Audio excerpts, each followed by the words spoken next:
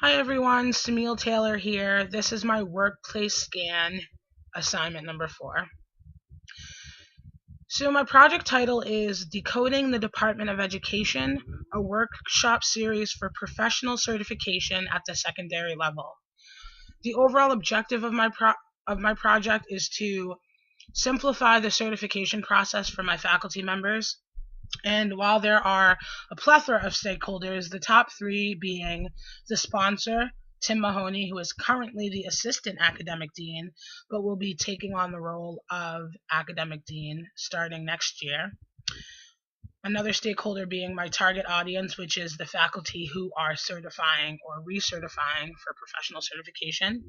And lastly, the Department of Education correspondents at Landmark, myself being the records monitor, and Dana Hearn, who is the assistant headmaster, as well as our law and policy correspondent. So the rationale for this project, why Landmark? Honestly, with all things I do, convenience is key.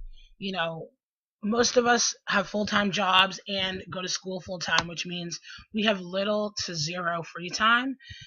Therefore, I figured, why not look at my job, because I spend so much time there, and see, what experiential learning things can go on here. Why the academic office? So the academic office is actually where I work, and it has the most impact on the faculty as well as the area of professional development. Like any educational institution, the faculty are a very important part of what makes the school run. So the administrative offices are really responsible for ensuring that faculty are successful. And that includes providing, the necessary learning experiences as well as tools and professional development in order for the faculty to succeed. So the academic office was really the first department that came to mind in regard to solving a problem and improving the way things are done. So a project description, again, we have the title of my project. So basically it's a workshop series for the high school faculty applying for their professional certification at Landmark School. So there will be 4 workshops per year on the annual basis. The first 2 sets of workshops will take place in August during our 3-week faculty training. And then the second set in February during our after-school professional development meetings. About 2 Fridays out of every month, our students have an early release day, so they get out at 12, my apologies, they get out at 12, and then from 12:30 to 3:13, our faculty have professional development opportunities, so either departmental meetings, a series of workshops, or we have professional speakers come in and talk to us. So my workshops would be taking place during that time. The location and resource requirement. So the location of the actual workshops will take place in the Alexander Library. I chose this location at Landmark because it's very centralized. Everyone knows where it's at. And to be quite honest, it's located in the same building as the director of technology, who we will be getting resources from, as well as the dining hall, which will be utilized throughout the workshop. In regard to resources, the director of technology will be providing us with projector and speakers for my presentation so that there is a visual aspect to the project. The faculty will be able to bring their own individual laptops and tablets. I would say a majority of our faculty do have their own technology, but of course, if their laptop wasn't working that day, our technology department would be able to provide something for them. And then the final resource being food services. There will be light refreshments provided at this workshop, and the actual menu will be kind of coordinated with the director of food services. I will have to sit down with him to kind of go over what we can do for the light refreshments. So an agenda breakdown, each workshop will generally have the same basic outline. The only thing that would differ is, if I'm catering to an older generation, the technological aspects, maybe I'll have to break things down a little bit more. But all in all, we'll start with an introduction to the workshop. We'll review the agenda for that day. I will distribute the Department of Education information packets, which I will create prior to the workshops. And I'll allow the faculty to set up their electronic devices, get comfortable, because we're going to be in the library for the next hour or so. So the first section of the workshop will be applying for and or renewing certification.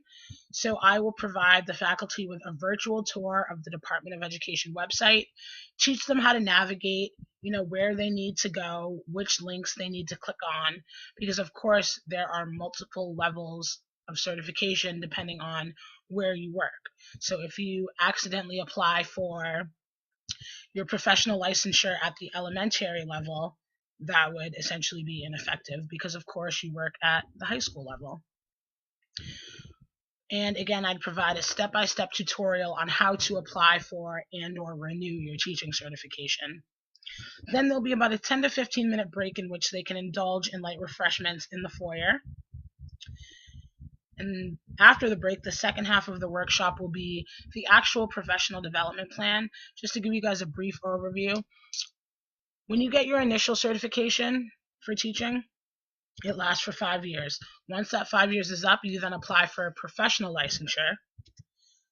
Once you have received your professional licensure, you then have to create a professional development plan. And basically what this is a 5-year plan that you set up, which helps you progress and improve as a professional throughout your 5 years. So you need to have various workshops or activities that you will do that will help you better yourself as a professional. You can attend graduate courses, you can design curriculum for the school, you can teach graduate courses, things such as being a published author get you professional development points. So all of these things will be taught throughout the website. So I would give the faculty an overview of this system, as well as review the DESE regulations, what can be done and what can't be done. And I will also provide a virtual tour of Landmark's professional development plan database. So where will the faculty be going in our computer system to generate this plan? And then ending with questions and comments as needed. So the desired outcomes of this project, the faculty will be self-sufficient in regard to applying for their certification on time. I can't stress how vital it is that they receive their certification in a timely manner, because if they miss their window of opportunity, they then are no longer eligible to work at Landmark, because of course you can't be uncertified and teach. Faculty will have the skills that they need in order to create their initial professional development plan within the first month of receiving or renewing their certification. Too many times I realize that, we have a faculty member who's been certified for 5 months, but they haven't created their plan. And that causes a problem, because if the Department of Education were to come onto our campus to do a site visit and pull their file and say, oh, Joe Schmo has been certified for 5 months, but he hasn't created a professional development plan. What's going on here? That looks bad on our part and causes a plethora of issues, to be quite honest. So we want to avoid that. Also, faculty will have an understanding of which activities can contribute to the professional development plan. So attending graduate courses, teaching graduate courses, developing curriculum. Also, they will be provided internal and external resources regarding their PDPs. So proposed methods to conduct this project. Honestly, the delivery of instruction, it's going to be a lecture style workshop with visual support. I don't think it would work any other way. And then the presentation of faculty resources. Who can the faculty go to in regard to their certification. So myself, the records monitor, the assistant academic dean, the assistant headmaster, and Bill Barrett, who is our faculty recruiter, but will also be taking on the role of head of high school starting next year. Outstanding challenges in regard to completing the project, I don't see any challenges. But the varying levels of technological skills definitely kind of raises a red flag for me. Our faculty age ranges from 22 to 74, which means that is a very different range of technology skills. So how will my workshop affect, the faculty's openness to the technological aspect of the workshop as well as the certification process? 22-year-olds might be able to quickly pick up, oh, let's just go on the website and then put this information in this database, whereas a 72-year-old might not be able to comprehend that information or attain it as quickly.